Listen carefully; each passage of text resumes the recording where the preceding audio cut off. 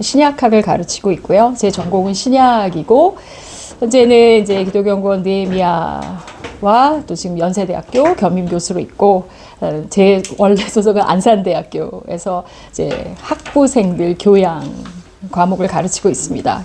주로 이제 기독교 교양 과목을 가르치고 있고요. 여러분들 많이 이제 기독연구원 느헤미야에 대해서 아시더라고요. 뭐 간단하게 소개시켜드리면, 이 기독연구원 느헤미야의 설립 목적은 하나님 나라의 구현과 한국교회 재구성이라는 그런 목표 아래 2010년에 설립이 됐고요. 이제 그 종교개혁이 16세기에 이루어질 때 그 성경을 이제 이 목회자들만이 아니라 온 사람들에게, 모든 사람들에게, 모든 이들이 성경을 직접 읽을 수 있도록 하자는 게 일종의 종교개혁이었잖아요. 그래서 그때부터 이제 뭐 히브리어, 헬라어 성경이 뭐 라틴어로도 번역이 되고 독일어로도 영어로도 그래서 각국의 나라들로 번역이 되면서 이제 성경이 모든 사람들이 읽을 수 있도록 하게 하자. 그리고 이제 만인 제사장서를 이야기하면서 모든 사람이 말씀을 직접 읽고 하나님을 직접 만나고 각각이 하나님께 이제 소명 부르심을 받아서 제사장으로서 삶에서 우리의 삶 속에서 살아갈 수 있도록 하게 하자라는 게 16세기에 이제 발발했던 종교개혁 운동이었다면, 기독연구원 느헤미야가 꿈꾸는 거는 성경은 이제 모두 다 직접 읽으실 수 있으니 성경을 제대로 읽고 또 이제 그 평신도들이 신학 교육을 받을 수 있게 하자. 그래서 신학교에서 목회자들에게 가르쳐지는 그런 내용들을 이제 평신도들에게 또 교육을 해서 평신도들이 직접 신학 교육을 받고 그리고 이제 성장해 갈 수 있도록 돕자라는 그런 취지 아래서 설립이 되어져서 저희 연구원, 이제 기독연구원 느헤미야에 뭐 구약, 신약, 뭐 교회사, 조직신학, 윤리 등등의 각 분야를 담당하시는 교수님들이 계세요. 그래서 여러 프로그램들을 특별히 평신도들을 위해서 운영을 하고 있습니다. 그래서 여기 오니까 그래서 제가 더 좀 친근한 것 같아요. 그래서 분위기가 더 친근한 것 같고. 자, 그래서 함께하는 교회란 이름이 일단 저에게 굉장히 좋게 느껴졌습니다. 이 로고도 너무 잘 만드셨더라고요. 그래서, 누가 만드셨어요? 온라인으로. 아, 그렇구나. 네네. 그래서 너무 좋아서 이 함께하는 교회에 어떤 말씀을 제가 전해야 될까 이제 고민을 했습니다. 고민을 하다가 이 함께하는 교회니까 이 함께하는 교회에 함께하는 하나님에 대해서 좀 이야기를 전해야겠다라는 생각이 들었습니다. 그럼 이제 함께하는 하나님을 가장 잘 설명하고 있는 책은 성경 중에서 어떤 책일까? 물론 뭐 창세기에서부터 뭐 요한계시록까지 함께 하시는 하나님에 대해서 말씀을 전하고 있지만 특별히 더 강조하고 있는 그런 책은 이제 마태복음이거든요. 그래서 마태복음에 대해서 마태복음에서 이야기하는 함께 하나님에 대해서 좀 여러분들과 나눠야겠다라는 생각이 들었습니다. 네. 근데 오늘 제가 찬양 인도하신 우리 선생님, 우리 찬양 같이 할 때 너무 은혜를 많이 받았습니다. 그리고 진짜 이 마태복음과 관련된 찬양들을 이렇게 골라주셨고, 이미 다 찬양을 통해서 우리가 같이 다 찬양을 했기 때문에, 내가 굳이 안 해도 되겠다, 뭐 이런 생각을 순간 하기도 했고, 그리고, 여러분들이 이제 박자에 대한 감각과 센스가 있으시다라는 생각을 하게 된 게, 여러분들 굉장히 젊은 세대입니다. 왜냐하면 이 찬양할 때 박수 칠 때, 올드 제너레이션은요, 1, 3에 쳐요. 근데 여러분 보니까 2, 4에 치시더라고요. 그래서 굉장히 젊으신 분들이다. 네, 그래서 이제 젊은 분들과 함께하는 하나님, 이야기를 해보려고 하는데요. 일단 함께하는 하나님의 이제 히브리어가 임마누엘입니다. 여러분들 아시다시피 임마누엘 하면 이제 하나님이 우리와 함께하신다, God with us잖아요. 그 의미를 가지고 있고. 마태복음은요, 이 임마누엘의 하나님을 이제 신학적 주제로 해서 예수님의 이야기를 쭉 전개하고 있는 책이에요. 자, 오늘 이 마태복음 공부할 텐데, 그 전에 이제 제가 좀, 질문을 몇 개 좀 해볼게요. 여러분들 실력을 조금 테스트하는 거짓말이고요. 그냥 함께 생각해 보려는 시간인데, 네, 신약 성서가 총 27권이잖아요. 근데 27권 중에 마태복음이 제일 먼저 배치가 되어 있잖아요. 왜 그랬을까요? 여러분이 성경 27권을 다 알고 있는데, 이제 여러분 이 성경은 언제 이렇게 하나로 묶여졌냐면, 그 구텐베르크의 인쇄술 이후에요. 16세기 이후에요. 그 전까지는 맨 처음에 성서는 파피루스 쪽, 여러분 파피루스 아시죠? 파피루스 문서에 쓰여져 있다가 파피루스 문서가 더 발달해서 양피지로 이제 한 단계 디벨롭이 돼요. 양피지는 이제 동물의 가죽으로 만들어져서 좀 더 보존이 잘 되고, 근데 양피지 문서는 오늘날의 우리 책과 같은 이런 식으로, 그러니까 파피루스는 둘둘둘둘 말렸는데 양피지 문서는 이렇게 만들어진 책이거든요.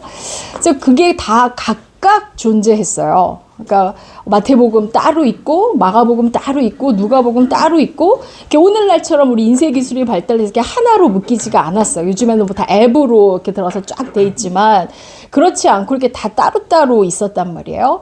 근데 이제 이게 그 정경이라는 이름으로 이렇게 여러분 정경으로 선택이 되어진 건 4세기예요. 아시죠?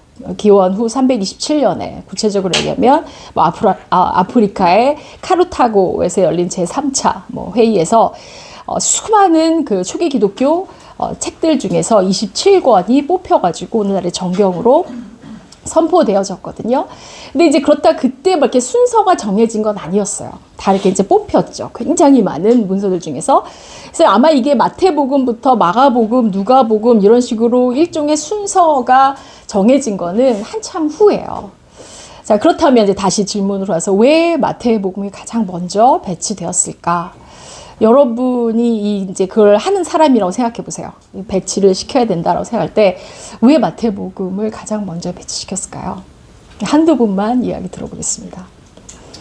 네, 저는 주로 이제 소통하는 수업을 보통 진행하고 또 좋아하기 때문에 일방적이지 않습니다. 네, 김근주 교수님 뭐 대단하세요. 혼자 마이크 주면은 뭐 한 시간이고 이거 방송 나가면 안 되는데. 저는 그런 능력은 없고요. 대신에 이렇게 함께하는 능력이 있습니다. 그래서 함께하는 교회에서 함께하는 하나님과 함께하는 이제 이렇게. 말씀의 시간을 좋아하기 때문에 네, 정답은 없어요. 걱정 마세요. 네, 정답은 없고 몰라요. 정답은 몰라요입니다. 어떻게 하냐? 모르지. 네, 추정할 뿐이죠. 네, 왜 그랬을 것 같으세요? 예수님의 정통성.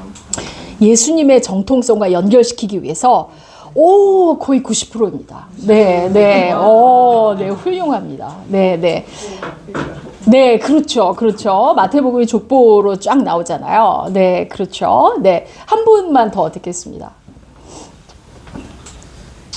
정답인 것 같아서 더 말을 못했어요. 정답인 것 같아서 말을 못했어요. 네, 네, 맞습니다. 아주 지혜로운 답을 해주셨습니다. 감사합니다. 그리고 좀 이따가 그러면 다시 보겠고, 두 번째 질문이죠. 신약성서 27권 중에 가장 먼저 쓰인 책은 무엇일까요? 마가복음. 큰일 났습니다. 큰일 났네. 맞습니다. 네, 네. 우리 선생님이 맞으셔서 서신서 중에 하나 있을 것 같다. 자, 일단 27권의 문학적 장르를 먼저 설명드릴게요. 27권 중에서 복음서가 있죠. 4개의 복음서, 그리고 사도행전까지 합해요. 그래서 복음서와 사도행전을 한 문학적 장르로 잡아요. 그래서 예수님의 생애를 담고 있는 책이고, 그 안에서는 또 공간복음서와 요한복음으로 나눠요. 공간복음서는 같은 시각에서 본다라는 의미에서 마태, 마가, 누가복음이고, 요한복음은 좀 공간복음과 다른 시각에서 예수님을 신학적으로 해석하고 있다라는 책으로 요한복음을 봐요. 그게 한 문학적 장르고, 두 번째 문학적 장르는 바울의 편지들이에요. 바울 서신. 여러분 27권 중에서 바울의 이름으로 쓰여진 편지가 13권이나 돼요. 되게 많죠. 그러니까 사실은 우리가 이제 신약 성경을 읽으면서 신앙 생활을 할 때 사실은 바울의 영향력을 우리가 가장 많이 받았어요. 우리의 신앙적인 내용이. 그래서 일단 이제 바울의 이름으로 쓰여진 편지가 13개고요. 그게 두 번째 문학적 장르고, 세 번째 문학적 장르는 바울의 이름으로 쓰여진 않았지만 그런 일반 편지들이 있어요. 예를 들어서 베드로 전후서, 베드로의 이름으로 쓰여진 편지들, 그다음에 뭐 히브리서 같은 거, 이런 것들. 그래서 이제 일반 서신이라고 하거든요. 그 문학적 장르가 하나 있고, 마지막이 이제 묵시 문학이라는 장르로 어떤 책일까요? 그렇죠. 요한계시록이 있습니다. 그래서 크게 신약성서 27권은 이렇게 4개의 문학적 장르로 구성이 되어 있고요. 마태복음이 제일 먼저 배치되어져 있고 복음서가 앞으로 와 있긴 한데 제일 시기상으로 빨리 쓰여진 책은 선생님 말씀하신 것 중에 바울 서신이고요. 그 중에 혹시 아실까요? 바울 갈라디아서. 오, 네, 맞습니다. 네. 네. 너무 잘하셨어요.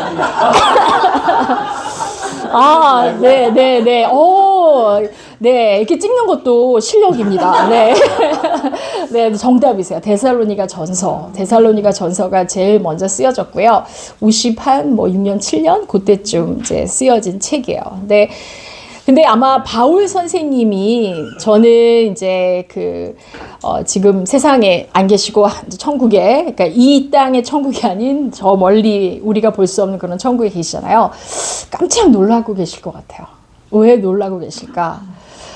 나는 이걸 정경으로 이렇게 후세대 기독교인들이 쓸 거라고 전혀 생각하지 않고 쓴 그냥 편지인데 이거를 하나님 말씀책으로 읽고 있다니, 그럴 줄 알았으면 좀 더 잘 쓸 걸, 막 이렇게 후회도 하기도 하시면서, 네, 그랬을 것 같은데, 바울 선생님이 굉장히 놀라고 계실 수도 있어요. 무슨 말이냐면, 바울의 편지들은요, 정말 이게 내가 무슨 하나님 말씀을 쓴다, 내지 이게 경전으로 읽혀질 것이다, 이런 생각 전혀 없이 바울이 목회를 한 그런 교회들 있잖아요. 그래서 거기에 문제가 발생했어요. 그러면 이제 자기가 목회를 한 교회인데 자기 몸은 이미 딴 데에 가 있단 말이에요. 예를 들어서 데살로니가 전서가 제일 먼저 쓰여진 책이라고 했는데, 이 데살로니가 전서는 어디서 쓰여졌냐면 고린도에서 썼어요. 그래서 데살로니가 교회를 다 목회하고 고린도에서 이제 목회를 하고 있는데 데살로니가에서 사람이 파견돼서 바울한테 왔어요. 그래서 지금 저희 교회에서 이런 문제가 있는데 어떻게 할까요? 선생님 하니까 바울이 그래? 그래서 내가 편집 쓸 테니까 이거 가지고 가서 읽어. 그래서 이게 쓴 책이 데살로니가 전서고요. 빌립보서도 마찬가지고 갈라디아서도 마찬가지고 고린도 전후서도 다 마찬가지예요. 로마서는 좀 독특해요. 왜냐하면 로마는 바울이 한 번도 방문해 본 적이 없거든요. 방문한 적이 없는데 써요.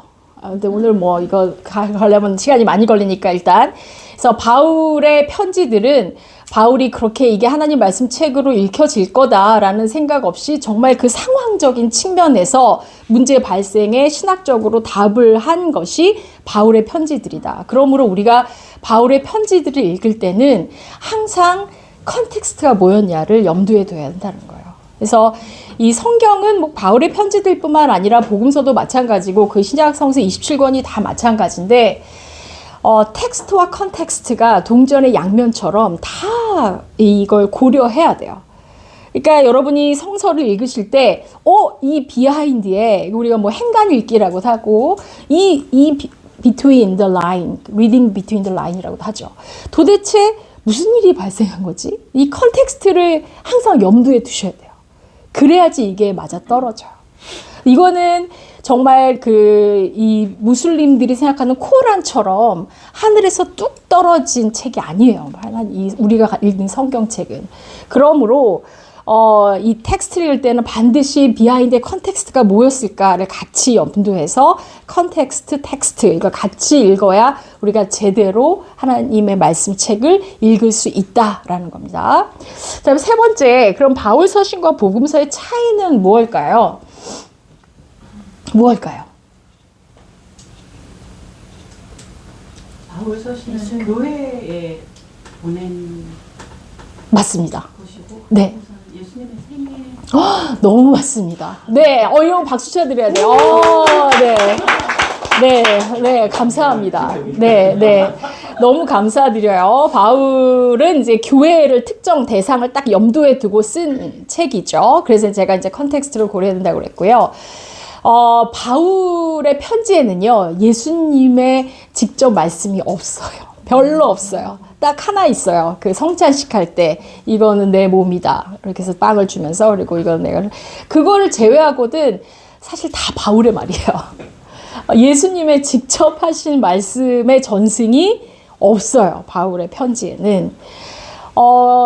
그런데 복음서는요. 복음서는 처음부터 예수님의 생애를 전해야겠다. 예수님의 말씀을 알고 있었어요. 물론 이제 구전으로 알고 있었겠죠. 구전으로 들은 사람들이, 예수님과 함께 동행했던 사람들이 이제 그 말씀을 기억했고, 그걸 이제 말씀 담지자들이라고 해요. 아이 위트니스들이고 말씀 담지자들인데, 그들이 기억해서 이걸 전해야겠다라고 딱 목표를 가졌어요. 목표를 가져서 예수님의 말씀을 적고 예수님의 생애를 이렇게 목적의식을 가지고 기술한 책이 복음서예요. 그래서 사실 복음서와 바울 서신과 같이 읽혀져야 되고요.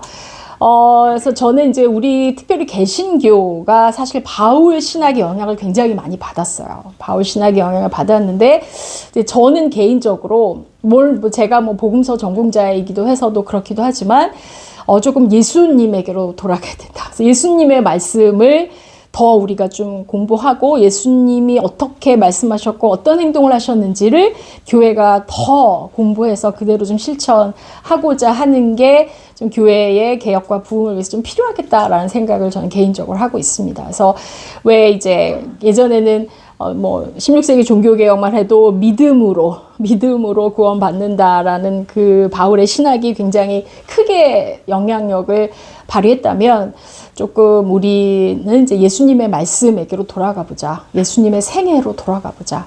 그래서 그것을 좀 했으면 좋겠어요. 물론 우리들이 다 예수님의 생애를 모르고 있는 건 아니에요. 모르고 있는 건 아니고 다 아는데, 사실은 바울의 렌즈를 통해서 해석되어진 예수님의 생애를 많이 알고 있어요. 그러니까 바울은 여러분 예수님을 만났을까요? 안 만났을까요? 훌륭하세요. 우리 맨 끝 선생님. 네.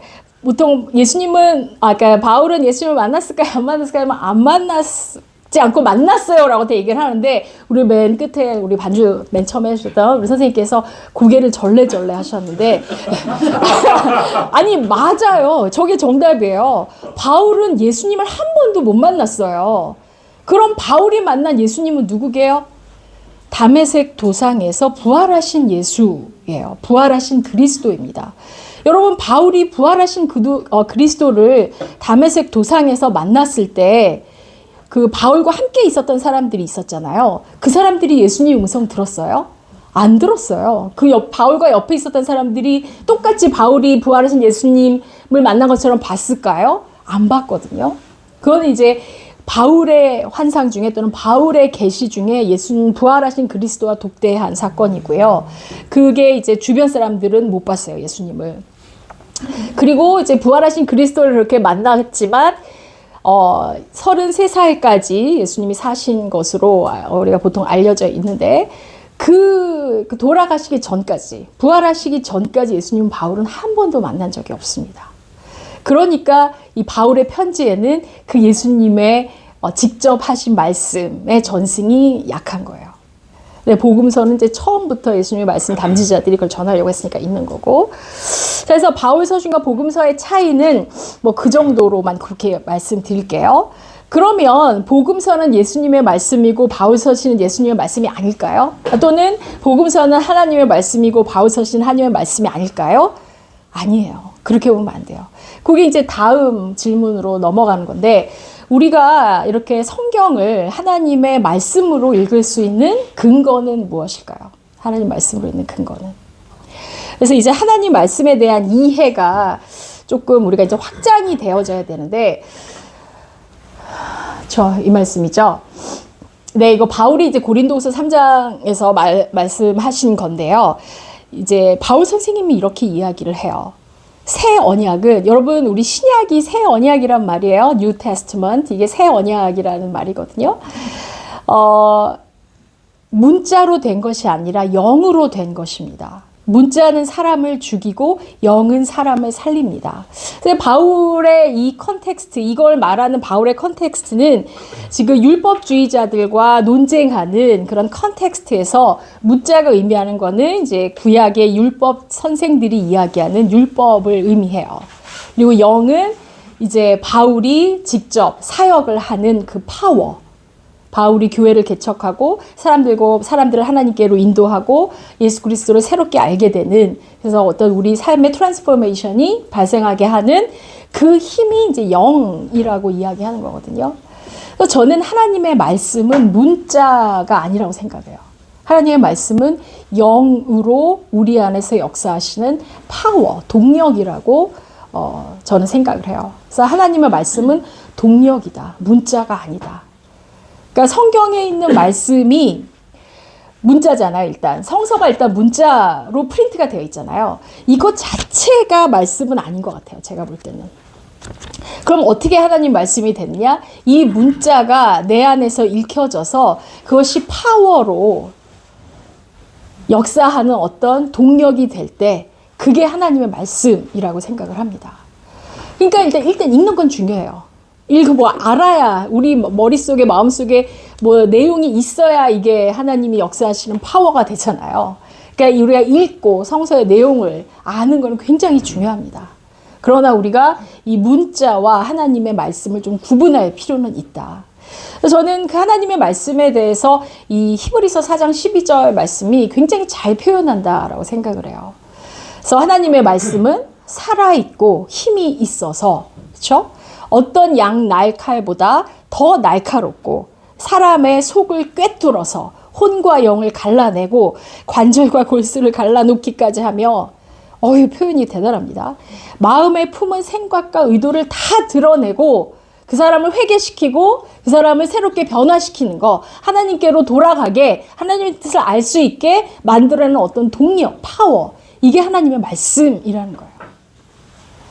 그래서 그걸 좀 구분해서 우리가 하나님의 말씀을 이해해야 될 것 같고, 저는 아까 우리 찬양하면서도 하나님 말씀이 제 안에서 많이 들려졌습니다. 그래서 너무 감사하더라고요. 그래서 너무 좋았어요. 하나님이 정말 말씀하시는구나, 찬양을 통해서. 하나님 말씀이 그런 거거든요. 자, 그래서 이런 하나님의 말씀 우리가 읽어야 됩니다. 네. 자, 이제 여기까지는 기본이고요. 아까 전에 제가 마태복음이 가장 먼저 배치된 이유 여러분에게 여쭤봤잖아요. 이제 우리 두 분께서 말씀을 잘 해주셨는데요. 일단 마태복음이 가장 먼저 배치된 이유는요. 마태복음의 그 구조를 살펴보면 굉장히 그 이스라엘 사람들의 토라 있잖아요. 이스라엘 토라가 율법이죠. 그 율법의 구조와 유사하게 마태복음이 전개되고 있어요. 네. 유석준 선생님 같이 공부했는데 기억나세요? 오경구조. 기억하고 계신데요. 네, 훌륭한 수강생이셨죠? 네, 뿌듯합니다. 네, 네. 그래서 이 마태복음의 구조 자체가 이 토라의 구조로 이렇게 전개가 돼요. 예수님의 생애를 전개함에 있어서도. 그리고 이제 말라기가 4장에서 마지막에 이제 말라기뿐만 아니라 이제 제2성전기라고 합니다. 유대 제2성전기 후반에 가면 메시아 사상이 되게 편만하게 되면서 메시아를 기다려요. 유대인들이 자기들을 구원해줄 그 메시아를 기다리면서 그것에 대한 사인이 마지막 말라기 4장 끝부분에 엘리야 선지자가 다시 와서 너희들의 마음을 돌이킬 것이다 라고 이야기를 하거든요. 근데 이제 그것과 연결되면서 물론 이제 마태복음에서는 그 엘리야가 누구라고 이야기할까요? 세례 요한이라고 얘기해요. 세례자 요한. 그래서 세례자 요한이 이제 주님의 길을 예비하는 그런 예언자로 설명이 되고 있죠. 그래서 그 메시아를 기다리는 메시아 사상에 자연스럽게 마태복음이 연결을 시켜요. 그건 어떻게 알 수 있느냐? 아까 우리 선생님이 족보가 나온다라고 그랬었는데 이게 역시 깨졌군요. 자, 일단 마태복음 1장 1절이거든요. 마태복음 1장 1절이 어떻게 시작되냐면 아브라함의 자손이요 다윗의 자손인 예수 그리스도의 계보다라고 나와요. 근데 여기 이게 제가 그리스어로 가져왔는데 여기 폰트가 없으니까 깨졌는데 이 계보는 그리스어로 얘기하면은 뭐 칠판 없죠. 비블로스예요. 비블로스. 비블로스 괜찮아요. 괜찮아요. 비블로스. 그러면 여러분 뭐가 생각나세요? 비블로스. 오, 맞아요. 바이블. 바이블이 비블로스에서 왔거든요. 근데 의미는 뭐냐면요. 책이에요. 책.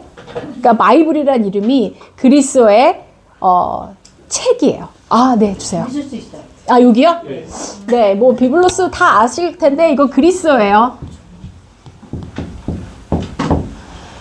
예, 뭐 여러분 뭐 신약 성서는 헬라어로 쓰여진 거 다 알고 계시죠? 알파, 베타, 감마, 델타 수학 시간에 자주 나왔던 그게 이제 그리스어 알파벳이고요. 이 비블로스 영어랑 비슷해서 히브리어보다 훨씬 이제 좋아하십니다. 평신도 분들이.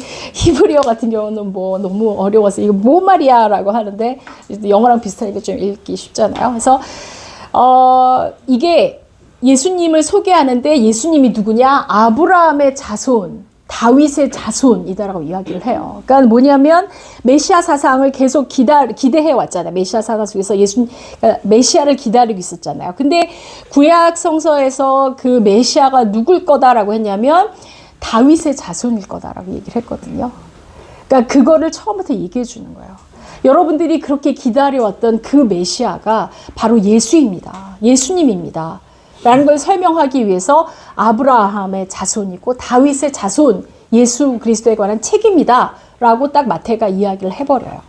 네, 그래서 일단 그 구약에서 메시아 사상이 성취되어지는 것으로 1장 1절부터 소개되어지고 있기 때문에 이제 마태복음이 가장 먼저 배치되어진 것이다 라고 추정이 되고 마태복음의 구조가 좀 토라의 구조와 비슷하게 작성이 되었으니 이게 이제 기독교인들에게 있어서는 기독교인들의 어떤 그 경전이 없었잖아요. 그러니까 사실 이 복음서가 쓰여진 이유도 유대인으로부터 기독교인들이 쫓겨나게 되면서 회당으로부터 쫓겨나게 되면서 따로 예배를 드리잖아요. 그러면 우리가 읽을 경전이 필요한 거잖아요. 그런 필요성에 의해서 복음서가 사실은 작성이 되어졌거든요.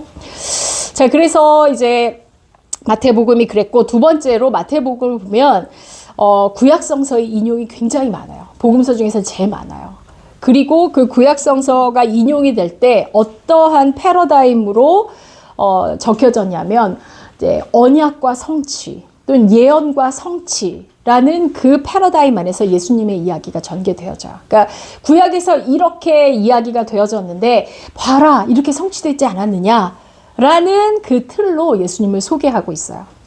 그다음에 세 번째는 이제 이게 다 이렇게 묶여지지 않았잖아요. 이게 다 따로따로 책들이 있었잖아요. 그 중에서 가장 사람들이 권위 있게 생각하고 많이 읽고 인기 있었던 책 중에 하나가 마태복음이었어요. 그래서 사실 마가복음이 제일 인기가 없었던 것 같아요. 네. 저는 사실 마가복음 전공자거든요. 마가복음 전공자인데 사실은 마가복음이 굉장히 훌륭한 책이에요.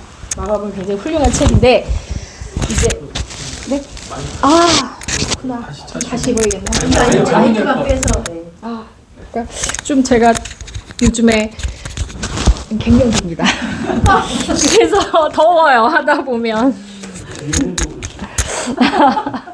네, 이해해 주시고. 네. 포인터도 거기 있거든요. 제가 프레젠터 하나 연결해놨어요. 아, 그래요, 선생님? 네. 네, 뭐 이건 제가 이걸로 하니까 괜찮을 것 같아요. 아, 이거 포인터? 네네네. 아, 네. 네. 자, 그 다음에 그래서 가장 인기가 많은 책이었어요. 그래서 제일 많이 사람들에게 회자되고 읽혀졌어요. 마태복음이. 그리고 또 이제 마태복음이 몇 장이죠? 28장으로 구성되어 있잖아요. 그러니까 이제 또 굉장히 길기도 하고 그래서 네. 그래서 마태복음이 제일 먼저 이제 배치되어진 것 같고요. 그 다음에 마태복음을 딱 교회에 가르침을 전달하는 책이라고 할 수 있겠어요. 교회에. 그래서 마태복음이 사람들, 기독교인들 사이에서 가장 권위 있고 어떤 가르침을 잘 전달하는, 특별히 예수님에 대해서 잘 설명하고 있는 책으로 여겨졌기 때문에 마태복음이 제일 먼저 왔다라는 거고요. 자, 그 다음에 오늘 제가 몇 시까지 하면 돼요? 마음대로 가시면. 아, 진짜요? 그건 아닌 것 같고. 뭐, 한 40분? 50분? 진짜 마음대로. 아, 진짜요? 네. 뭐 졸리시면 손 드세요. 그만하십시오. 뭐 이렇게. 일단 해볼게요. 제가 준비한 거는. 자, 그래서 우리 주제가 뭐였냐면 God with us, 임마누엘 하나님, 마태복음에서 임마누엘 하나님을 이야기한다라는 걸 지금 우리가 배우려고 제가 서론을 쫙 얘기한 거잖아요. 자, 그 임마누엘 신학이 마태복음에 어떻게 나타나냐면 여러분 그 복음서마다 조금씩 다 예수님의 전개 이야기가 다르거든요. 이제 아까 문학의 밤 나왔을 때 너무 반가웠어요. 저도 문학의 밤 출신입니다. 네. 저도 중고등학교 문학의 밤 할 때 사회 많이 봤고요. 뭐 연극도 했고 노래도 불렀고 뭐 다 했습니다. 네. 이제 지금은 이제 우리 학생들이 뭐 성극을 잘 안 하잖아요. 근데 저희 시대 때는 교회에서 성극을 많이 했었어요. 이 성경에 나와 있는 이야기를. 근데 저도 예수님 역할을 했었거든요. 네, 그래서 여성인데 예수님 역할을 했어요. 굉장히 진보적인 교회였죠. 네. 그래서 예수님 역할을 저도 했었는데 그때 제가 생각해 보면 예수님의 탄생 이야기를 다 뽕짝으로 했어요. 그러니까 예를 들어서 이제 요셉이 있고 마리아가 있고 이제 탄생해서 이제 마리아가 이렇게 아기를 안고 있잖아요. 그러면 이제 동방 박사들이 와서 이렇게 선물을 학생들 중에서 동방 박사 제일 많이 하고 싶어요. 왜냐면 멋있게 입어야 되니까. 그리고 목자들보다 멋있게 입잖아요. 동방 박사 오고 그다음 목자들 찾아오고 동시에 막 다 발생하거든요. 근데 성서에서 그렇게 동시에 나오는 복음서는 없어요. 다 따로따로 나와 있어요. 근데 우리가 성서에 연극할 때 한꺼번에 다 짬뽕 해가지고 그렇게 하죠. 근데 여러분, 진짜 이게 다 복음서가 각기 다르게 예수님의 스토리를 전개하니까 한 그 2세기경에요. 왜 이렇게 달라? 그래서 그 통합해서 쓴 책도 있어요. 디아테론이라고 있는데, 그건 이제 뭐 이단에서 나온 책이다 그래서 지금은 사라져 있고 없습니다. 근데 2세기 초반에도 아니 예수님에 대한 이해가 왜 이렇게 달라 해서 이거 하나로 묶어보자 해가지고 정말 통합한 책이 나오기도 했었어요. 정말 2세기에. 자, 그런데 이제 복음서, 우리가 가지고 있는 복음서 예수님의 이야기가 조금씩 달라요. 근데 마태복음에서 전하는 예수님의 이야기는요, 요셉이 예수님의 그 탄생에 대해서 그 메시지를 듣는 것으로 나와요. 누가복음에는 여러분 수태고지 아시죠? 뭐 중세에서 수태고지 그림 엄청 많이 그렸잖아요. 가브리엘 천사가 마리아에게 직접 나타난 것으로 나오지만 마태복음은 요셉이 봤거든요. 이게 이사야 7장 14절을 인용하면서 아까 제가 마태복음 자체가 구약에 나오는 것을 딱 인용하면서 자 이렇게 이루어졌어 라고 보는 어떤 언약과 성취의 패러다임에서 이야기하고 있다라고 하잖아요. 이게 한번 같이 읽어보실까요? 다윗의 자손 요셉아, 시작. 다윗의 자손 요셉아, 두려워하지 말고 마리아를 내 아내로 맞아들여라. 그 태중에 있는 아기는 성령으로 말미암은 것이다. 마리아가 아들을 낳을 것이니 너는 그 이름을 예수라고 하여라. 보아라, 동정녀가 잉태하여 아들을 낳을 것이니 그 이름을 임마누엘이라고 할 것이다. 임마누엘은 번역하면 하나님이 우리와 함께 계시다는 뜻이다. 네, 이 빨간 포인터가 이 화면에는 안 오는군요. 네, 여기 벽에는 오는데. 자, 그래서 임마누엘이라는 이름이 나오죠. 마태복음 1장부터. 그래서 하나님이 우리와 함께 하시다. 예수님의 존재의 이유는 뭐냐면 하나님이 우리와 함께 하시다라는 걸 보여주기 위해서 하나님이 예수 그리스도를 이 땅에 보내셨다라는 거예요. 그래서 예수님의 존재 자체가 하나님이 우리와 함께 하신다라는 거를 물질적인 증거로, 물질적인 존재로 이렇게 보여주신 거예요. 그게 하나님이 예수 그리스도를 보내주신 이유기도 하죠. 하나님이 너희와 함께하고 계셔. 우리와 함께 하시는 걸 보여주는 게 예수님이야. 라는 것을 증거하는 게 마태복음입니다. 자, 우리 한국 기독교가요, 이제 큐티가 되게 잘 돼 있고, 큐티를 통해서 많이 이제 그 신앙의 영적인 성장을 해왔습니다. 근데 큐티가 이제 장단점이 있어요. 큐티의 장점은 이제 보통 우리 뭐 매일 성경도 그렇고 여러분 큐티 하실 때도 그렇고 이 단락 또는 몇 구절 중심으로 나오잖아요. 근데 이제 사실은 복음서를 이해하려면요, 그렇게 문단이나 몇 구절 정도를 읽으면 사실 그 이해도가 아주 얕게 돼요. 그래서 그 복음서를 제대로 읽으려면요, 숲을 봐야 되거든요. 숲을. 그래서 전체를 조망을 할 때 그 복음서를 좀 잘 이해할 수 있게 돼요. 그래서 사실 신학교육이라는 게 왜 중요하냐면요. 이런 거 없이 매번 읽으면요. 매번 성서 반복해서 읽으면 맨날 그 눈에 들어오는 그 구절만 맨날 들어오고 맨날 그걸로 반복해서 살아요. 그래서 너 복을 주겠다라든지 뭐 평안을 주겠다라든지 그 구절만 해서 뭐 그래 이렇게 약속하셨지 해서 그것도 물론 큰 도움입니다. 이게 굉장히 큰 도움이긴 해요. 그러나 좀 더 업그레이드 되려면 전체 그 패러다임이 있어야 되는데 그게 이제 신학 교육이 주는 힘이라고 생각하거든요.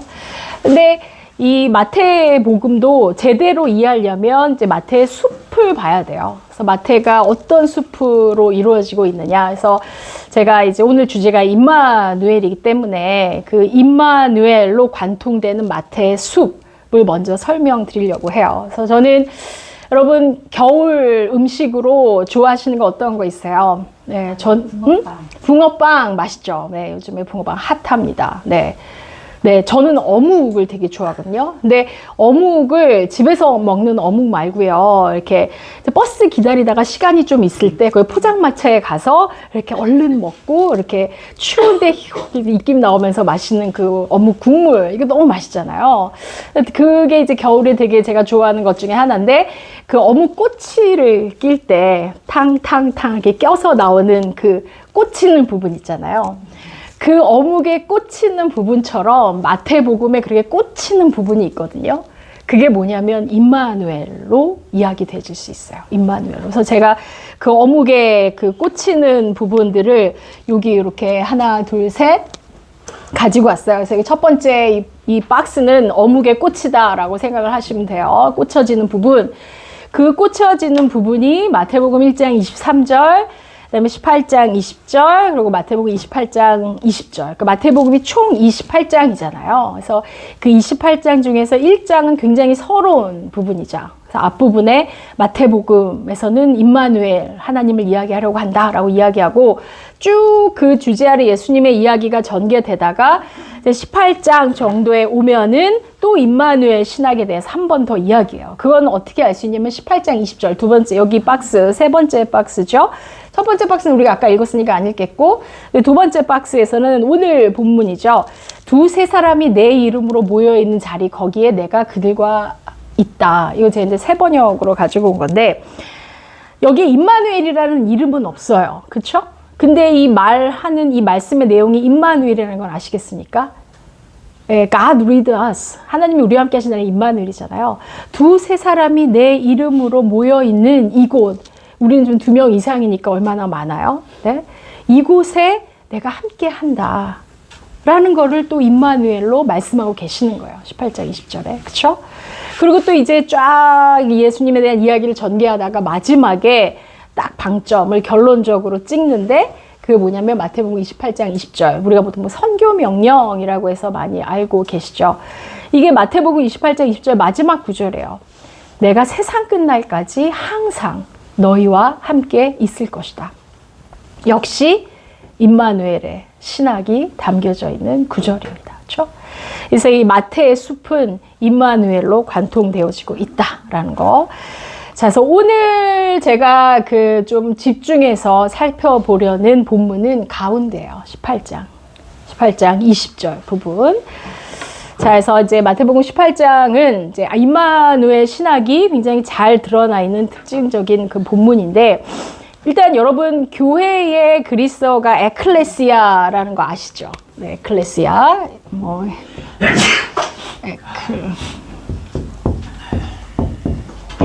이게 이제 그리스어로 에클레시아, 교회라는인데, 이게 에크가요. 에크가 이게 from이라는 전치사예요. out of 또는 from. 그래서 뭐뭐로부터. 그다음에 이게 클레시아는 클레오라는 동사가 있어요.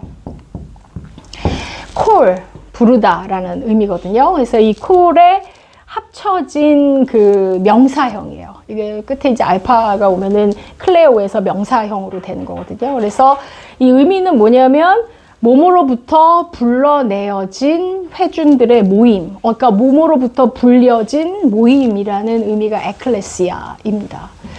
그래서 물론 이제 이게 교회에서 만든 용어는 아니고 사실 뭐 그리스의 아고라 광장에서 소피스트들이 막 이렇게 이제 뭐 토론을 하고 이제 서로 뭐 철학을 논하고 이럴 때 그때 이제 그 모임도 에클레시아라고 불렸거든요. 근데 이제 교회에서 이걸 에클레시아라는 말을 또 이렇게 사용하게 되면서 이렇게 정착이 되어진 그런 단어가 이제 기독교적인 용어로 정착되어진 단어가 에클레시아라고 할 수 있겠습니다. 그래서 교회라는 곳은 함께하는 교회 여기 모여있지만 세상으로부터 하나님께서 불러내서 따로 모여서 훈련시켜서 다시 세상으로 파송하는 그런 임마누엘의 하나님이 확실하게 함께 하시는 그런 장소가 이제 에클레시아다라고 할 수 있겠는데 이 에클레시아라는 이 말이 마태복음에만 나와요. 그러니까 복음서 중에서는 이제 16장하고 18장에 이렇게 나오거든요. 그래서 그래서 학자들이 특별히 이제 18장에 두 번이 나오기 때문에 18장 자체가 이제 교회의 에클레시아의 가르침을 좀 전달하는 장이다라고 이야기를 하고 있습니다. 자, 18장을 오늘 좀 집중해서 보는데 18장 1절부터 5절까지는요. 하나님 나라의 주인공은 어린이다라고 이야기를 해요. 어린이다. 자, 우리 여기 한 선생님께서 요 구절 좀 읽어주세요. 내가 진정으로 너에게 말한다. 너희가 돌이켜서 어린이들과 같이 되지 않으면 절대로 하늘나라에 들어가지 못할 것이다. 그러므로 누구든지 이 어린이와 같이 자기를 낮추는 사람이 하늘나라에서는 가장 큰 사람이다. 또 누구든지 내 이름으로 이런 어린이 하나를 영접하면 나를 영접하는 것이다. 네, 여기서 예수님이 뭐라고 말씀하시냐면은 이제 어린이, 여러분 어린이가 어떨까요? 저도 이제 아이를 키워보면 뭐 이렇게 순수하고 착하고 예쁘지만 않습니다. 거짓말도 잘하고, 네, 아주 꼼수도 많이 피우고, 네, 지금 힘듭니다. 저도 지금 사춘기 소녀와 분투하고 있습니다. 고군분투하고 있는데 참 쉽지 않잖아요. 근데 어쨌든 이 성경에서 사용하는 어린이라는 메타포는 약자, 그 다음에 순수한 자, 가장 작은 자, 그 다음에 하나님 나라의 이 주인공을 상징하는 메타포로 어린이가 사용되거든요. 그러면서 예수님 뭐라고 그러냐면은 내 이름으로 이런 어린이 하나를 영접하면 곧 나를 영접하는 것이다. 그래서 어린이 이코로 예수라고 동일시해요. 그래서 이 어린이에게 한 것이 곧 나에게 한 것이다 라고 얘기를 하거든요. 그래서 이 하나님 나라의 이 주인공은 이렇게 작은 자, 네, 하나님만을 의지할 수밖에 없는 그리고 작은 순수하고 하나님께 의지하고 이제 그런 자가 곧 예수님이면서 이런 사람이 하나님 나라의 주인이다라고 이야기를 합니다. 그래서 너희들도 어린이와 같이 되어야 한다라고 이야기를 하죠. 자, 일단 그 18장의 구조는 이래요. 18장 1절에서 5절은 하나님 나라의 주인공이 어린이와 같이 작은 자다라고 이야기를 하고, 그 다음에 6절부터 9절까지는요, 이 작은 자를 소중히 여겨야 된다라고 해요. 그래서 이 작은 자 중에 한 명이라도 너희가 실족하게 만들면 안 된다. 실족이 넘어지다는 거잖아요. 그래서 실망하게 하거나 넘어지게 하거나 그러면 안 된다. 이 작은 자를 굉장히 소중히 여겨야 된다. 라고 예수님 말씀하시죠. 그 다음에 나오는 그 비유는 여러분이 소위 잘 알고 계시는 잃어버린 작은 양을 찾는 목자의 비유예요. 근데 저는 저는 어렸을 때부터 이 비유 있잖아요. 그 잃어버린 작은 양의 비유를 읽으면서 어떤 질문을 가지고 있었냐면, 여러분 한번 보세요. 성경 가지고 계시면은 18장 12절, 18장 12절 계신 분이 한번 좀 읽어주십시오. 너희는 어떻게 생각하느냐? 어떤 사람에게 양 100마리가 있는데 그 가운데 한 마리가 길을 잃었다고 하면 그는 99마리를 산에다 남겨두고서 길을 잃은 그 양을 찾아 나서지 않겠느냐? 네, 저는요, 예수님 그 목자가 일단 99마리를 다 이렇게 우리에 가다 놓고, 그래서 움직이지 못하게 다 해놓고, 안전하게 해놓고, 그 다음에 잃어버린 한 마리를 찾으러 가는 건 줄 알았거든요. 근데 그게 아니에요. 그냥 산에 두고, 그 잃어버린 한 마리의 양을 찾아간다는 얘기예요. 그래서 저는 이게 항상 이래도 되나? 그러면 쟤네들은 어떡하지? 그게 좀 걱정이었거든요. 어릴 때부터 읽을 때. 근데 이제 물론 그건 아니겠죠. 그래서 99마리는 내가 신경 안 쓴다. 그거기에 방점이 있는 건 아니고 없어진 그 양이 나한테 소중하다. 나는 그 양을 찾으러 간다. 그게 더 이제 핵심 방점이 있는 거잖아요. 이걸 다 냅두고 잃어버린 그 양을 찾아 나는 간다.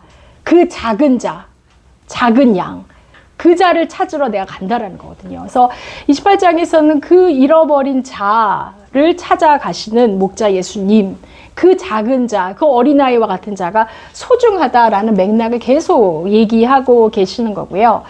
그 다음에 이제 18장 15절부터 20절까지는 이제 교회에 대한 가르침이에요. 그래서 교회 안에서 누가 잘못했을 때 어떻게 치리해야 하는지 그거를 이야기합니다. 예를 들면 이제 뭐 여러분 다 잘 아실 거고 아직도 교회에서 이제 이 방법을 사용하는 교회들도 제가 많이 봤어요. 그래서 누가 잘못했다 그러면 일단 독대해서 단둘이 독대해서 네가 이걸 잘못하지 않았냐라고 이야기를 하는데 그렇다고 뭐 거의 그 첫 번째 단계에서 그래 내가 잘못했어라고 인정한 사람 거의 없는 것 같아요. 네. 뭐 안타깝지만 그럼 두 번째 단계는 어떻게 되냐? 그럼 한두 사람을 더 데리고 가서 두세 사람의 증인을 통해서 죄를 깨닫게 해라라는 거고 세 번째 단계는 그래도 듣지 않으면 이 교회가 치리하게 하고 그래도 듣지 않으면 그냥 그 사람 죄인으로 간주해 버려라. 이제 이게 그 18장 15절에서 20절까지 말씀하는 그 단계고요. 그 맥락에서 오늘 제가 본문 말씀으로 드렸던 이 말씀이 나오는 거예요. 내가 진정으로 너희에게 말한다. 무엇이든지 너희가 땅에서 매는 것은 하늘에서도 매일 것이요. 땅에서 푸는 것은 하늘에서도 풀릴 것이다. 이 말씀이 있어요. 너무 감사합니다, 선생님. 네, 감사합니다. 네. 근데요, 여러분, 이 말씀이요. 사실 18장 보다 더 2장 앞에 16장에서 먼저 나와요. 누구에게 하는 말씀이냐면요. 여러분 베드로에게 하는 말씀이에요. 16장 19절에 보시면 이 똑같은 말을 베드로에게 예수님 하세요. 이 베드로에게 하시는 말씀의 맥락은 뭐냐면 이제 빌립보 가이사랴 지방에서 예수님과 제자들이 함께 이제 그 남쪽 유대 지방으로 가려고 하는데 제자들이 물어봐요. 사람들이 나를 누구라고 하느냐? 사람들이 인자를 누구라고 하냐? 뭐 선지자라고 합니다. 엘리야라고 합니다. 뭐 등등 이야기를 하죠. 그러면 너희는 나를 누구라고 하느냐? 제자들에게 물어봐요. 이때 베드로가 대답합니다. 주는 그리스도시요 살아계신 하나님의 아들입니다. 네. 그래서 예수님이 이제 감동을 받으신 것 같아요. 베드로의 그 대답에. 그래서 그렇게 대답을 하는 거는 너가 그냥 하는 게 아니라 성령께서 도와주셔서 그런 대답을 하는 거다라고 이제 칭찬을 일단 하시면서 그 다음에 뭐라고 말씀하시냐면 너는 베드로. 베드로가 이제 그리스어로 페트로스거든요. 페트로스. 이거 뭐냐면 뭐 요르단에도 페트로스가 있죠. 네, 장소. 바위란 말이에요. 바위. 반석이란 말로 굉장히 좋게 해석을 했습니다. 뭐 돌덩이에요. 돌덩이. 그래서 너는 돌덩이다. 네. 돌덩이여서 때로는 베드로가 좀 돌덩이 같이 활동할 때도 좀 있긴 합니다만 어쨌든 이 페트로스다. 너는 베드로다. 그런데 그 맥락에서는 예수님이 굉장히 좋게 이야기를 해요. 너는 반석이다. 내가 너 위에 교회를 세우겠다. 그래서 교회라는 말이 에클레시아라는 말이 그때 등장해요. 16장에서. 교회를 세우겠다. 이렇게 말씀하시거든요. 그러면서 말씀하시는 게 16장 19절이에요. 내가 너에게 천국의 열쇠를 주겠다. 이렇게 이야기하세요. 천국의 열쇠를 주겠다. 네가 무엇인지 땅에서도 매면 하늘에서도 매일 것이요. 땅에서도 매면 하늘에서도 풀릴 것이다. 땅에서도 풀면 하늘에서도 풀릴 것이다. 이렇게 나와요. 네. 요게 이제 천국의 열쇠를 준다라는 말이거든요. 여러분 뭐 바티칸에 많이들 다녀오셨죠? 저도 올 겨울에 2주 전에 다녀왔습니다. 다녀왔는데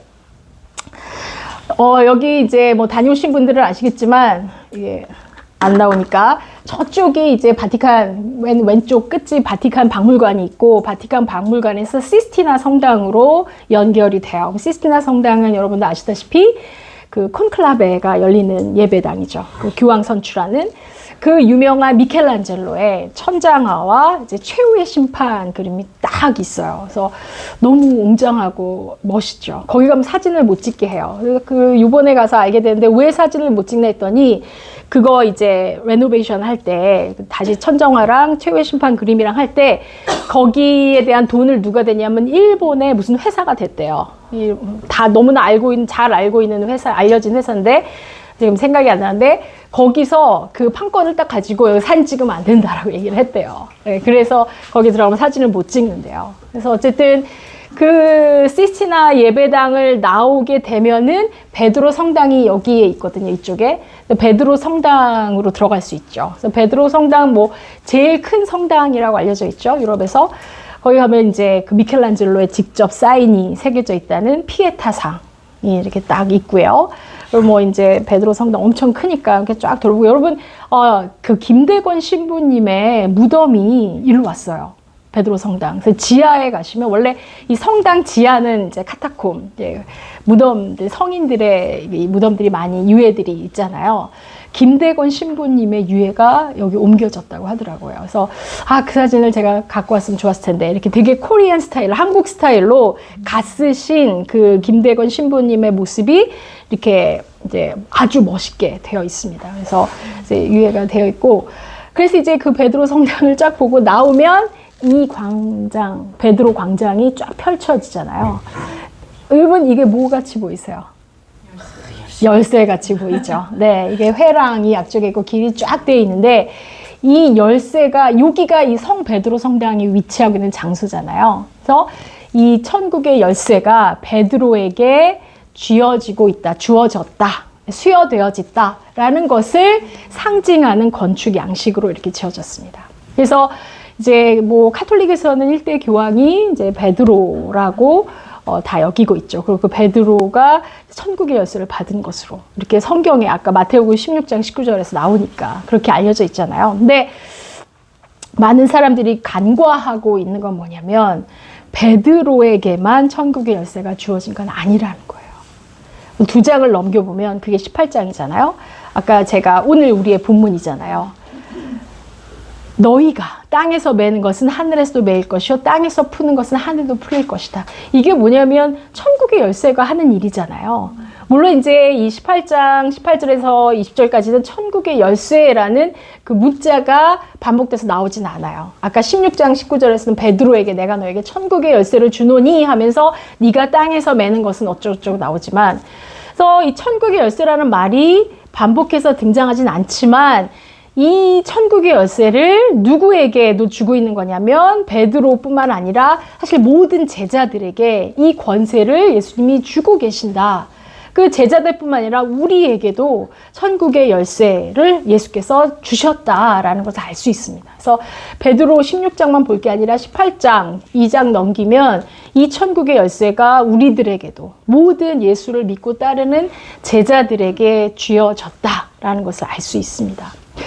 그래서 저는 이제 또 학생 때 이거 메고 풀고 이게 도대체 뭐냐 여기에 또 이제 좀 의아해 했어요. 그래서 메고 푸는 게 뭐지? 그래서 일단 근데 이 말은 뭐냐면 이 하나님 나라가 임한다라는 거예요. 하나님 나라가 임해서 지금 세상 나라와 공존하고 있다. 그래서 하나님 나라가 세상 나라에 임했으니 너희가 이런 천국의 열쇠로 하나님 나라의 일들을 해라. 라는 의미예요. 그래서 그건 뭐냐면 하나님 나라 안에서 발생하는 그 영향력들을 세상 나라에 알려라. 그 영향력을 끼쳐라. 하나님 나라의 영향력을 발휘해라. 라는 그런 말씀이거든요. 그래서 매다 풀다 이거는 그리스어로 이야기하면 이제 네오리오라고 해서 네오리오. 네. 네오리오. 네오는 묻다, 리오는 풀다, 뭐 이런 말이거든요. 이거는 이제 서로 이렇게 함께 이렇게 이제 파트너로 쌍으로 같이 많이 사용돼요. 그래서 문을 닫다, 열다, 뭐 이제 또는 뭐 억압하다, 해방하다, 죄를 심판하다, 용서하다 그런 의미로 이렇게 함께 이렇게 쌍으로 묶여져서 자주 사용되어지는 단어인데 이거 하늘과 땅이 연결되어졌으니 하늘나라의 영향력들을 너희들이 발휘해라. 그 권세를 천국의 열쇠의 권세를 너희들에게 준다라는 거예요. 그 다음에 연결되어지는 말씀이 내가 진정으로 거듭 너에게 말한다. 땅에서 너희 가운데 두 사람이 또는 두세 사람이 합심하여서 무슨 일이든지 구하면 하늘에 계신 내 아버지께서 그것을 이루어 주신다. 두세 사람이 내 이름으로 모여있는 자리 거기에 내가 함께 한다. 임마누엘로 함께 하고 있다. 내가 함께 하고 있으니 너희들에게 주어진 천국의 열쇠를 사용하라. 라는 그런 말씀입니다. 자, 뭐 거의 다 됐어요, 이제. 네.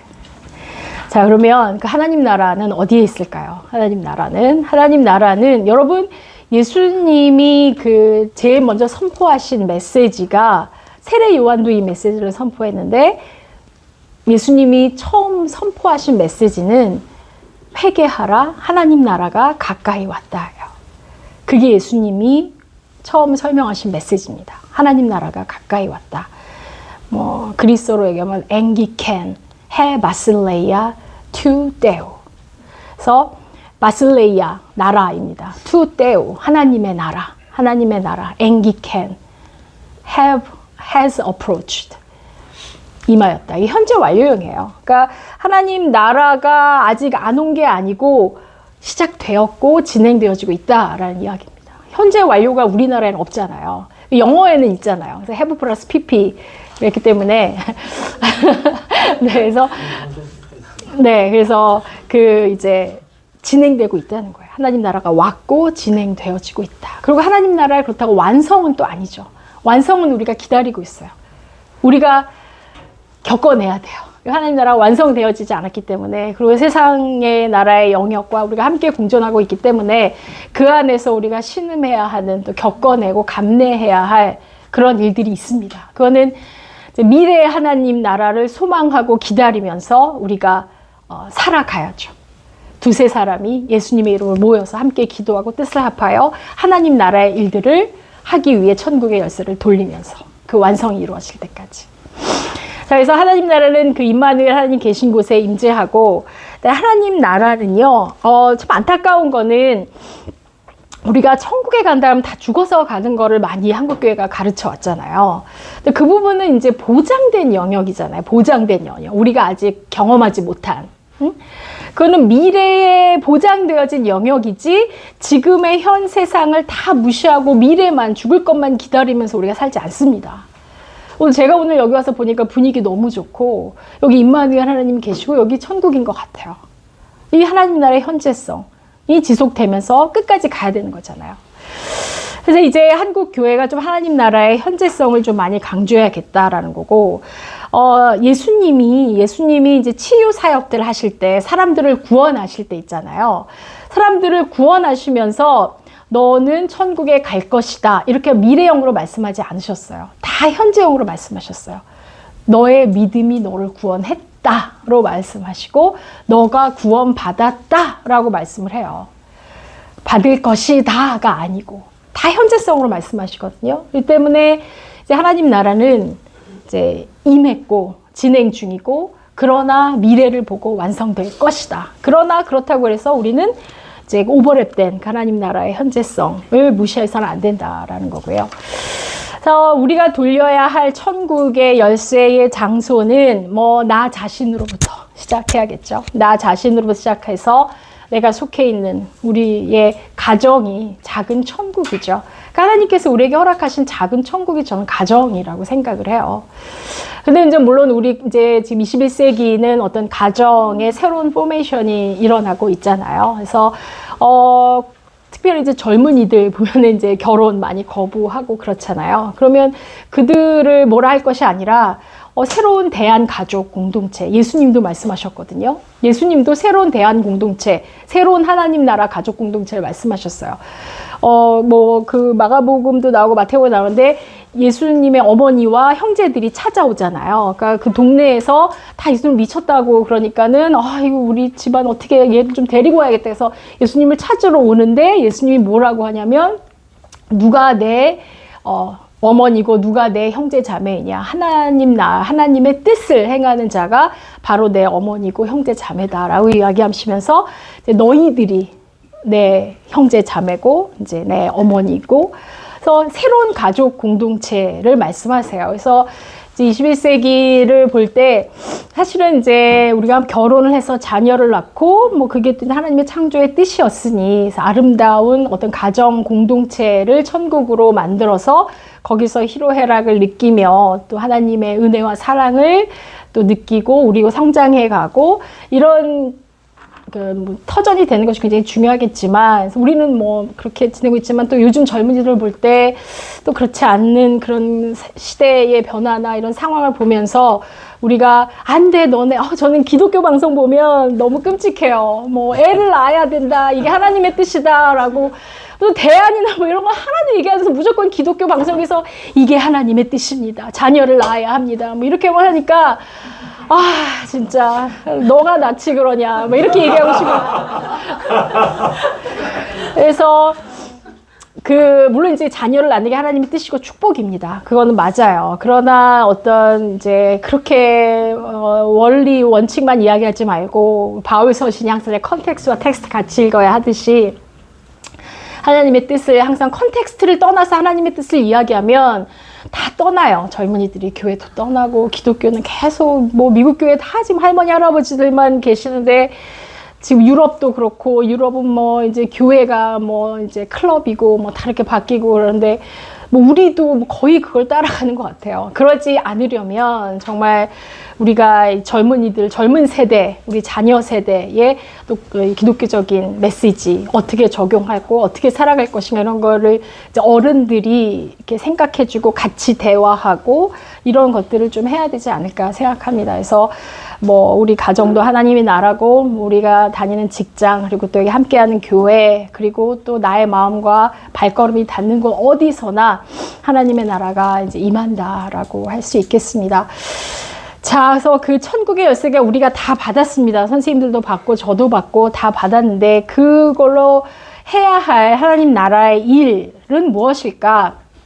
일단 요한복음 6장 29절에서는 하나님께서 보내신 일을 믿는 것이 하나님의 일이다라고 이야기를 해요. 근데 저는 이게 굉장히 얄팍하게 읽혀지지 않았으면 좋겠어요. 그래서 예수님만 입으로 고백하고 믿으면 마치 천국에 가는 것처럼 그 부분이 없는 건 아니죠. 뭐 하나님 예수님의 사랑은 너무 크시고 너무 방대하시고 우리를 너무너무 사랑하시니까 정말 뭐 예수님 믿습니다라고 그냥 해도 뭐 정말 하나님 우리를 다 그렇게 고백하지 않는 자까지도 하나님 사랑하시는 분이잖아요. 그러나 하나님께서 보내신 일을 믿는 것이 하나님의 일이다. 그러니까 뭐 교회 나가서 예배드리고 나 예수님 믿어. 그게 아니라 그거에 대한 그 의미를 훨씬 더 넓히고 크게 만들어야 할 것이다. 그래서 하나님 나라의 하나님을 의지하고 하나님을 믿는 믿음의 힘으로 살아가는 것이 바로 하나님의 일이다라고 이야기하고 싶고, 그다음에 마태복음, 우리가 지금 마태복음 하고 있으니까 마태복음 6장 33절에서는 너희는 먼저 하나님의 나라와 그 의를 구하여라 라고 이야기하죠. 그리하면 이 모든 것을 너희에게 더하여 주실 것이다. 이거 더하여 주실 것이다 제가 헬라어로 찾아봤더니 더하여 주실 것이다가 아니고요, 미리 놓아 주실 것이다. 그러니까 미리 놓는다라는 의미더라고요. 프로스 하면 이제 뭐 미리 놓다라는 건데, 더하여 준 플러스가 아니라 너희들에게 필요한 것을 미리 하나님이 주신다. 예치해 놓으신다. 이렇게 주신다. 그런 의미더라고요. 그래서 어쨌든 이 하나님의 나라는 하나님이 다스리는 나라이고요. 하나님의 의는요, 이제 의로움. 이게 사실은 또 마태복음에 오늘은 임마누엘로만 제가 관통을 했지만 또 이 하나님의 의로움으로도 또 관통이 가능합니다. 근데 오늘 뭐 시간이 없으니까 하지는 않겠고, 디카이오시네 니카이오 스위네라고 그래서 이게 이제 하나님의 의로움이거든요. 그래서 이 하나님의 의로움 니카이오 스위네는요. 여러분 이제 그 구약이 히브리어로 쓰여졌고 신약이 헬라어로 쓰였잖아요. 그래서 구약의 히브리어에서 하나님의 나라를 선포하는 이제 그 메시지를 담고 있는 축약하고 있는 그거는 여러분들 혹시 뭐 헤세드라고 들어보셨습니까? 헤세드 하나님의 자비로움 뭐 이런 걸 담고 있는 그다음에 이제 뭐 ጼ다크 하면은 뭐예요? 공의로움, 공적인 공공의 선, 공의로움. 그다음에 미슈파트 하면 이제 justice, 정의로움을 의미하는 건데 이 니카이오 스위네라는 단어에는요. ጼ다크와 미슈파트, 그래서 공의, 공공의 선과 의로움을 합해서 니카이오 스위네라고 불러요. 그래서 하나님의 의로움 하면 하나님의 정의와 하나님의 공의를 대표하는 말이 그리스어의 니카이오 스위네입니다. 그래서 이제 공의와 정의, 거룩과 자비, 평화와 기쁨을 내포하는 것이고 이러한 나라가 이루어지게 하는 것이 하나님의 나라가 임재하는 것이고 그것을 이루게 하는 그런 그 권세를 천국의 열쇠를 우리들에게 이미 주셨다라는 것입니다. 네. 천국의 열쇠로 돌리는 하나님 나라의 일, 죄라는 거는요, 그리스어로는 하마르티아라고 하는데, 죄의 의미가 뭐냐면, 이 본래적인 것으로부터 벗어나다라는 게 죄의 의미예요. 여러분, 아담과 하와, 이 창세기 이야기로 돌아가시면 우리가 보통 이제 원죄로 이야기하잖아요. 근데 저는 아담과 하와 이야기가 우리들의 이야기라고 생각합니다. 네, 어떤 그 역사적인 프리히스토리컬 스토리가 될 수도 있겠지만 그거는 contemporary, 영어를 제가 자꾸 쓰네요. 오늘날의 우리들의 이야기이기도 하다라는 거. 그래서 내가 아담이고 내가 하와다라는 거예요. 그래서 그들이 선악과를 따먹은 그 이유는 뭐냐면 그 선악과가 상징하는 건 뭐냐면 우리가 하나님의 형상을 지닌 하나님의 창조물로서 하나님의 사람으로서 어떤 지켜야 하는 그런 자리를 상징하는 게 선악과인 것 같거든요. 그래서 그거를 벗어나는 거. 그래서 제가 그 죄라는 것의 의미가 이제 관역을 벗어나다라는 의미라고 그랬잖아요. 그래서 그 있어야 하는 자리를 벗어나게 하는 게 이제 죄라고 할 수 있거든요. 그래서 우리 그 인간이 하나님께서 우리에게 맡기신 창조적인 그 사명과 또 어떤 그 회복의 사명과 이런 것들은 하나님의 그 정말 선하신 뜻, 하나님의 사랑이 내포되어진 아름다운 창조 세계가 이 땅에 만들어지게 하는 건데 그러기 위해서 우리에게 어떤 큰 그런 파워들을 우리에게 주셨는데 그 큰 파워는 하나님의 형상이라는 게 큰 파워잖아요. 우리가 다 하나님의 형상을 가지고 있어서. 근데 이제 그거를 있어야 할 자리를 벗어나게 만들어서 이제 만물이 신음하게 만든 그런 죄의 결과로 타락시켜 놓은 상태. 이게 이제 죄의 결과이거든요. 죄의 그 시작과 결과.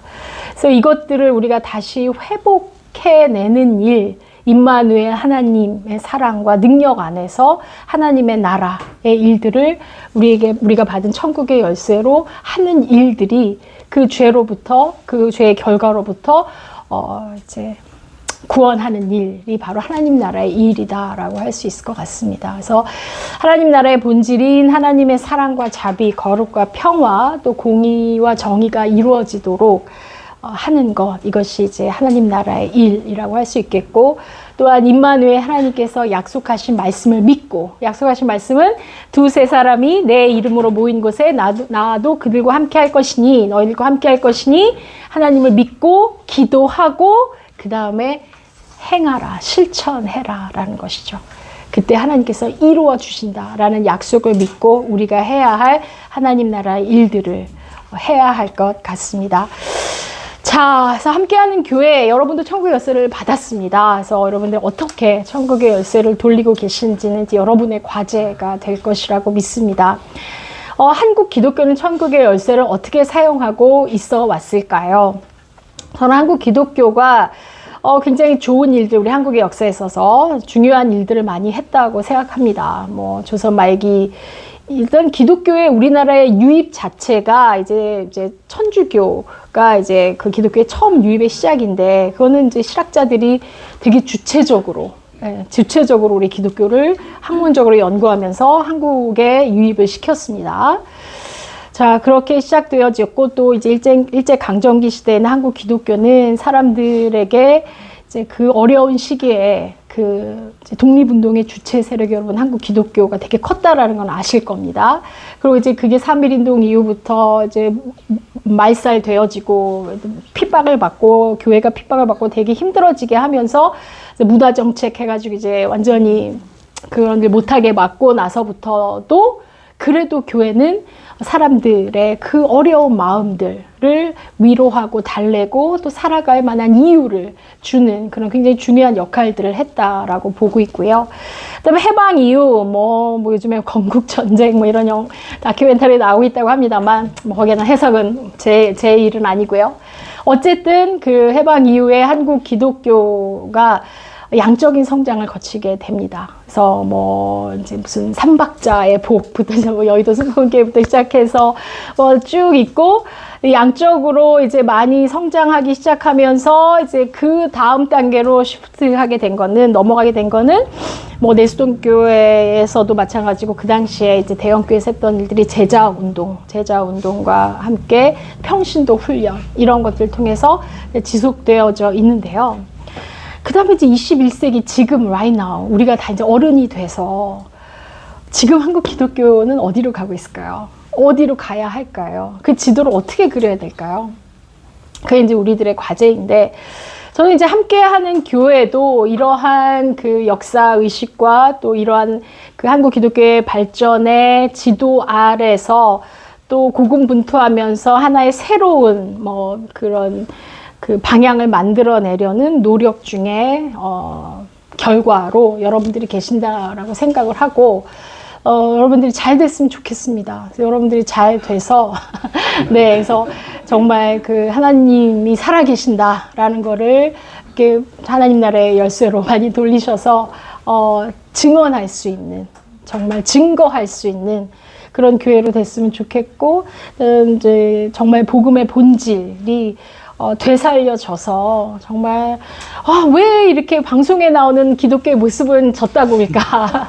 네, 그리고 메인 보이스로 나오는 저건 기독교 아닌데 이런 생각이 들기도 하고, 그래서 그러려면 작은 공동체에서 보여지고 또 목소리가 발휘되고 이러한 일들이 함께하는 교회도 하고 또 다른 공동체들도 동시다발적으로 진행이 돼서 한국 교회가 타이타닉호처럼